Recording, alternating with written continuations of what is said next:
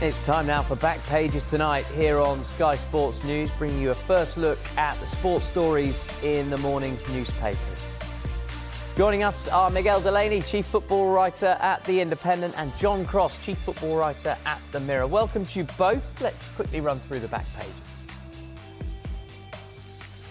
No hiding place. Ten Hag finally axed after pushing club's faith to breaking point.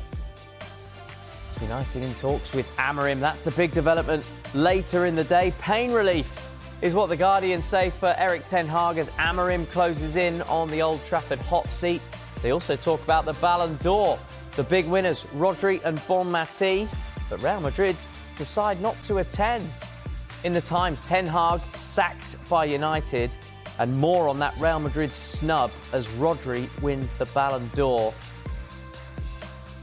And on the back page of The Mirror, Reds line up Lisbon Lion Amorim after ten Hag is sacked, and Ballon war. That's my favourite of the headlines that we've got so far, gentlemen. I'll tell you what we'll do. We'll start with that back page of your paper, The Telegraph.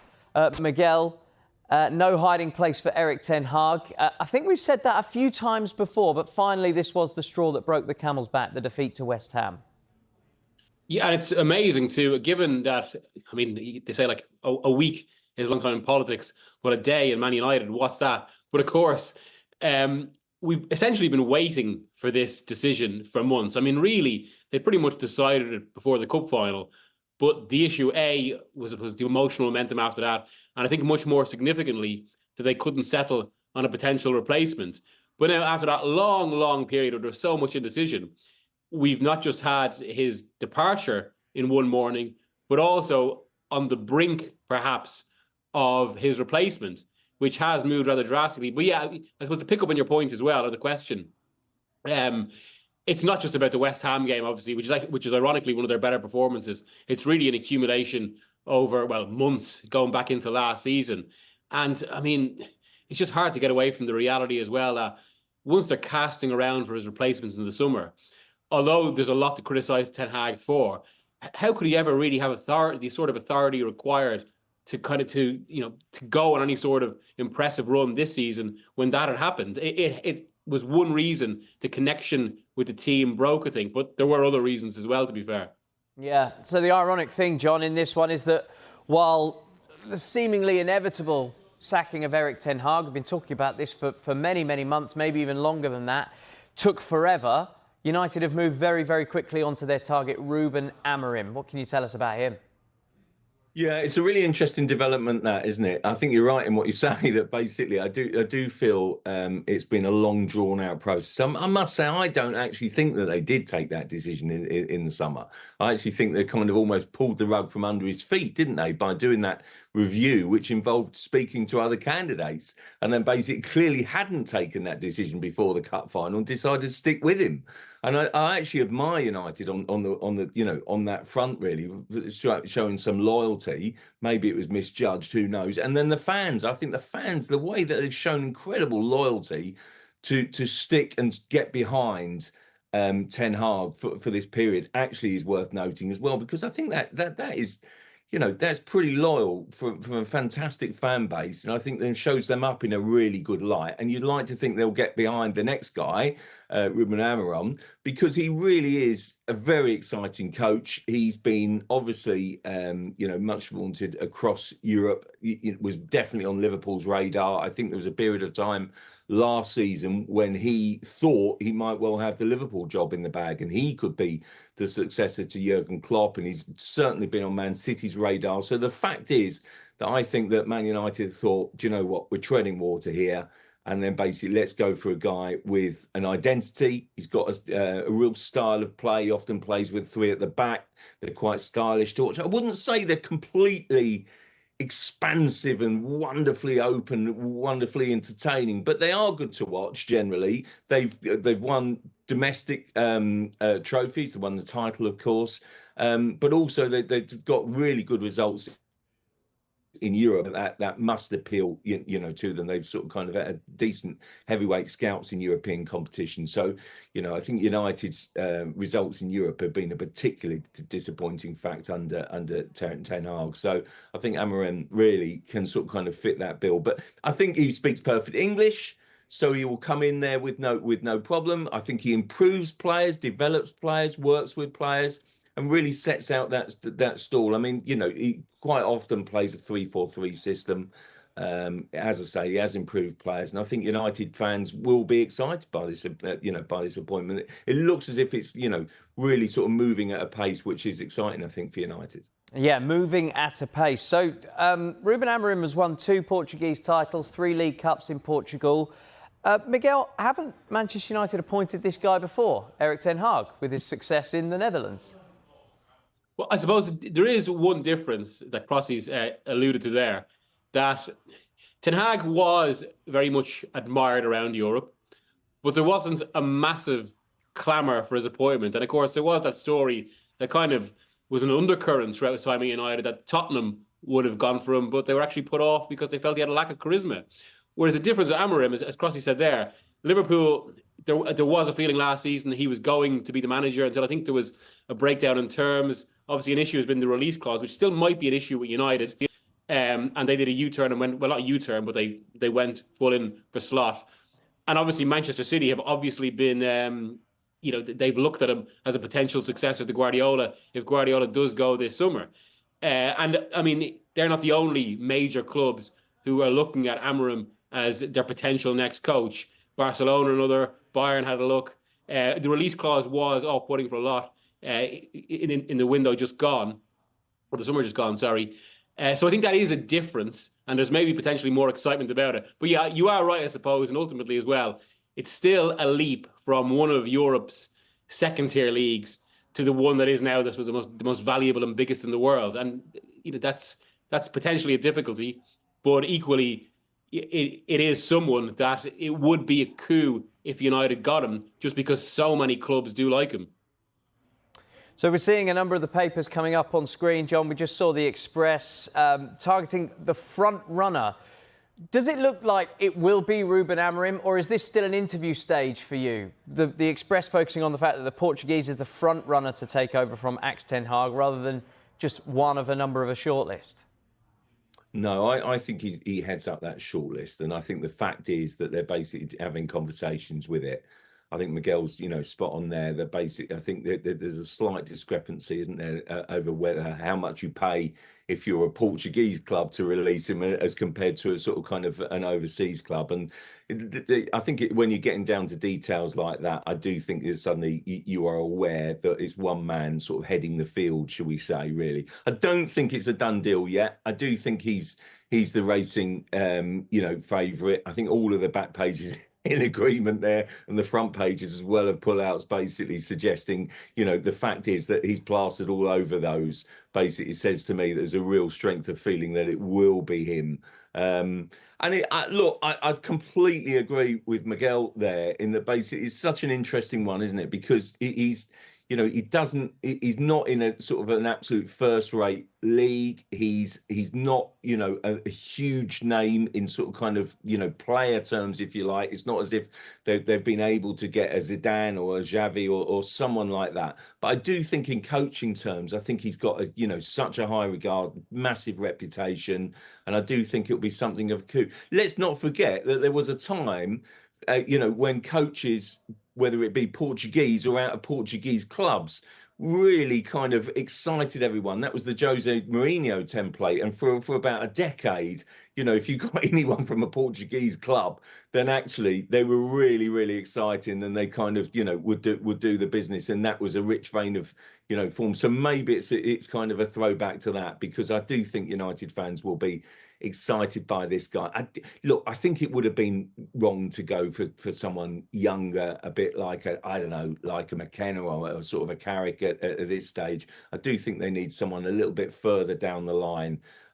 just to sort of kind of, you see that out. Gareth Southgate, I think would have been an excellent choice, bearing in mind what he's done with England. But, would that have convinced all the United fans? And furthermore, he wanted about a year out. So kind of, he felt he needed that break. So I think Amorim is the perfect choice. I do think it's an exciting one. And I do think, United fans, I think when they see him ensconced and when they get to know his brand of football, if you haven't already, if you've played them in sort of kind of seen games in European competition, Sporting are really exciting to watch. They're very well organised, incredibly well structured, really well coached. The biggest thing about Ten Hag was that lack of identity, wasn't it? That lack of approach. And I think that is something that Amorim will quickly put right, I feel. Yeah. So that is the new guy that we think looks likely at this stage anyway with Manchester United's development. If we look at the Times, the headline is so stark. When Manchester United make a managerial change, you don't need plays on words. Ten Hag sacked by United, Miguel. What do you think was the moment? Because the fact that they're already in talks with Ruben Amorim suggests that this was coming down the track already. What do you think was the moment that made the board go, we need to make a change? I think it was pretty close 3 weeks ago. In fact, it's still surprising they didn't make that decision in the, what ended up being a 7-hour meeting. And there was potentially a case there where it was almost too many influential voices, because we all know the size of this United hierarchy. I think it was still a case that they weren't completely sure on a successor or what they were going to do. But I think from pretty much that point, they knew they eventually had to act. It was a case of how bad it's got. I think there is a slight irony, actually, that, the West Ham game was one of the better performances, but you could have no faith that it was coming together. And as we both said tonight, this is just something that's been rumbling on for months. They really, I mean, on a deeper level, they knew they eventually had to change. It was just a case of when and how, rather than them actually making that key decision, because there was no sign of improvements. Yeah. How does the sacking, do you think, reflect on Jim Ratcliffe? John? I think it's. Sorry, Miguel. I just feel it's. I think actually it reflects rather badly in. I think that probably there was some indecision, if I'm honest. I mean, basically, he's fairly new to running a football club. He's been successful in every other aspect of his business life and sporting life. And I think it shows up perhaps some indecision there. I actually think, in fairness to them, they came in midway through the season, probably wanted to give him every chance. We shouldn't overlook just what an achievement it is to win domestic trophies against the backdrop of other clubs not achieving as much.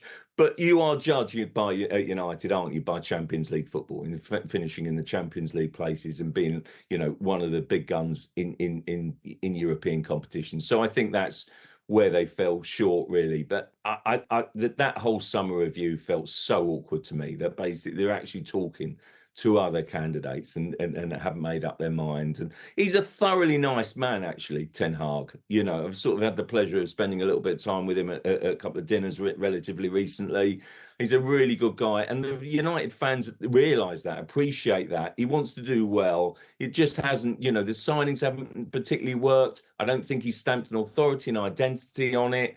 I think it looks a bit messy. I mean, he'll be complaining, won't he, about sort of kind of he was robbed of a result yesterday by a shocking penalty decision, which went against him. So, things like that will sort of kind of, grate against him, really. But I think he was so determined to succeed. That was the thing that sort of shone through to me, and that will be the biggest disappointment, really. But I do think United deserves some credit by actually trying to give him every opportunity. Having said that, you've almost wasted 9 games. You spent a lot of money on players who probably the manager would favour. So, you're treading water, and you're bringing in Amorim, and he's almost, sort of kind of trying to play catch up on the season, really, to salvage the season, get in the Champions League.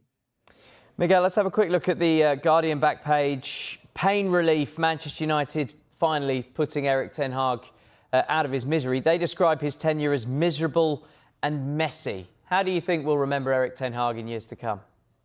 I mean, to be fair to Ten Hag, ultimately, he's actually one of United's most successful modern coaches, given that he won 2 trophies. That shouldn't be overlooked. You can always point to that. I suppose, as Crossy's reference there, that at the same time could be considered a sign of United's decline, that this was the standard now, because really for United, domestic trophies should only be the bonuses. They are about leagues and Champions Leagues. And the reality was, although that will look good on Ten Hag's historic record, something again he can always take pride in, they were further away than ever than the league and getting back to the Champions League. I mean, look at the league table today. Look at all these stats about kind of worst possible runs from or worst possible starts to the season. I mean, last year the FA Cup really, it came out of one game that was an outlier in terms of the entire season. There's also been kind of a lot of discussion about how much the tactics on the day were even his.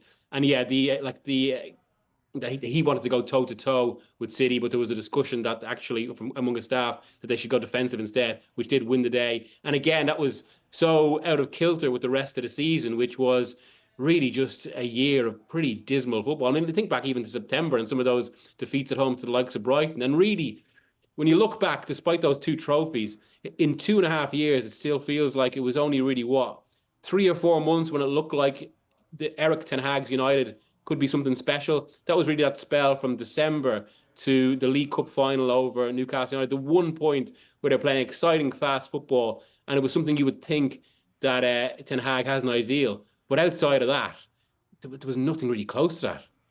Yeah, it did seem that way. OK, we'll take a quick break. And when we come back, we'll look at more of the sports stories in the morning's papers, including this one in The Independent by a certain Miguel Delaney. All about Rodri winning the Ballon d'Or and the Real Madrid boycott of the awards. Do stick with us. Hello, you're watching Back Pages tonight, and a big welcome back to Miguel Delaney, the chief football writer at The Independent, and John Cross, chief football writer at The Mirror. And Miguel, we're going to focus on your newspaper and a piece that you have written all about the Ballon d'Or, which Rodri of Manchester City has come out with the top gong. First Manchester City winner of that award, first Spaniard for 63 years. We'll get on to Rodri. There's a big story bubbling away with Real Madrid snubbing this, which is completely extraordinary. Tell us more. I mean, it's hilarious, really. And I suppose maybe is perhaps the most interesting thing about the Ballon d'Or and the kind of petty politics that inform it. And also what it says about Madrid. But yeah, they intended to send a delegation of 50 and they were going to clear 5 hours of their TV schedule for a big presentation. The expectation for months was that Vinicius is going to be their 13th winner and the 9th individual player to win it, because obviously Ronaldo won a few. And then on Sunday night, I was told, word started to get through to them through the Spanish Federation initially that Rodri was going to win it. And the player himself was confident. And just this morning, once it was confirmed to them, Perez, right from the top, basically took the decision that no, they weren't going to go there and honour, just to honour France football. It's amazing, given they actually won a lot of other awards, including their manager, who obviously everyone sees as a gentleman. But no, he wasn't allowed to go, or at least, they took the decision not to go. One of the official explanations I was given today was that, the schedule is tough enough as it is, which is true, to be fair, and players don't get much rest and they have to pick and choose when they go. All fair. But then, of course, it's offset on the other side by basically, the lines that Madrid didn't want to indulge anything where they felt it was almost that their player was entitled to it. And the irony, of course, is that Vinicius would have been a very worthy winner. I actually, even in the Messi Ronaldo years, I don't think it was ever close in any single season between the two of them. But with this, it was very hard to separate them. And it almost came down to, I suppose, the defining player in Rodri, given how much he kind of characterises this type of midfielder, and a decisive player in Vinny, given that he scored so many key goals and big match winners, not least in the Champions League final.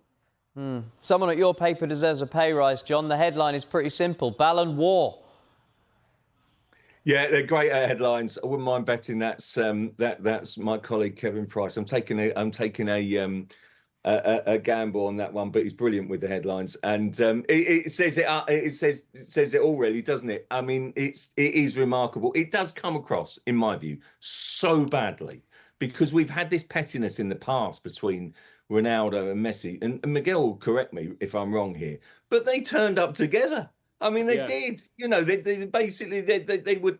I think most of the time they would know one or the other had won, and then basically they would give each other death stares. I think you had that comical red suit one year, didn't you? But they sat next to each other. They were up on the stage. It was part of the rivalry. And I'm sorry, you know, when those two, who were absolutely at the peak of their powers, they were by far and away the best two in the world, and it was difficult to separate them. They still turned up and showed good grace, good sportsmanship, I think, towards their rival, and it still became a thing. And this just makes Real Madrid absolutely petty. I cannot believe that someone like Ancelotti really, in his heart of heart, approves of it. I mean, I do think, you know, there's been so much complacency and belief, isn't there, that Vinicius would win it.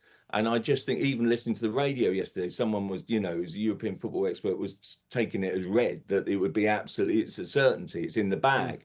But I think Rodri makes a very, very compelling case. I think he's been absolutely fantastic for City, won the title, best player in the Premier League, in my view. You know, to help them win that title in terms of consistency, and then, you know, and then he's the outstanding player in the Euros. So I mean, I think it's very difficult to argue against him, and I think he's an incredibly worthy winner. And I think to show him that level of disrespect, I think it's churlish and really childish, very immature, poor by Madrid. Just to pick up on that point as well, Crossy, there's been a bit of controversy in Spain as well, because obviously this is actually just Spain's second winner after the original Luis Suarez in 1960. Xavi and Busquets didn't win it because of Messi and Ronaldo. And some Spanish media are critical that this should be a moment of celebration for the country. And yet a lot of the national media is actually just indignant about this because, of course, the country's premier club didn't get what they wanted. It's picked up by a number of the papers. The Express, Real snub as Rodri takes the top award, and the Mail, Rodri wins Ballon d'Or as Madrid boycott ceremony. On a footballing context, though, Miguel, don't often get a non-forward winning the Ballon d'Or. No, and I suppose maybe there's a little bit of a kind of a vacuum here after the Messi-Ronaldo era, given the levels they went to. It might just be a bit more open now. But yeah, I think it does come down to that. Basically, Rodri defined a way of playing at City and Spain. In fact, there's an argument, maybe as we're seeing with City now, that sort of a tactical ideology they play, it can't work as well without a player like him. And this is the thing with this award. I think, well, Vinicius was absolutely brilliant. I think he would have been a worthy winner. At the moment, there are a lot of there's a lot of brilliant wide forwards in football. Madrid have a few of them. Whereas there's probably no midfielder really that's equal to Rodri that can play that role like him. And I think that's ultimately why he's clinched the votes. Yeah, John, we are quite tight for time, so I'm going to not give you very long on this. 30 seconds. Lamine Yamal won the Young Player Award. Are we looking at a future Ballon d'Or winner in Yamal? Oh, 100%. I mean, you know, what a player, what a talent. I mean, I just love watching him. You know, you watch the Classico on Saturday night, what game of football. I just think he's destined, you know, to dominate for the next decade. He showed a message of intent over the Euros without a shadow of a doubt. He's here to stay and he's here to dominate. Yep, and you did it inside your 30 seconds. Well done. Great to have you on, Miguel Delaney and John Cross. Thank you very much.